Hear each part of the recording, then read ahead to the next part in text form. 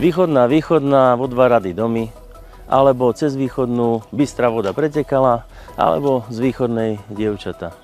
Pod pojmom východná si každý predstaví folklór, ľudové tradície a každoročný festival folklórny medzinárodný, ktorý sa tu koná. Prvé písomné zmienky o obci sú niekedy z 13. storočia za vlády kráľa Bela IV., kde obec spomína pod názvom Vyhadna. Pôvodní obyvatelia s typickým dialektom sa zaoberali poľnohospodárstvom, chovom dobytka, ale prevažne oviec, salašníctvom a tomu svedčí vlastne aj typický barán, ktorý je v erbe obce a je aj symbolom obce. My sme tu ale nie preto, aby sme sa bavili o folklóre a o ovečkách. My sme tu preto, aby sme si pozreli jednu zaujímavú nehnuteľnosť. Takže vás pozývam na obliadku. A ideme si pozrieť rodinný dom po kompletnej precíznej rekonštrukcii s krásnou udržiavanou záhradou a humnom taktiež po rekonštrukcii.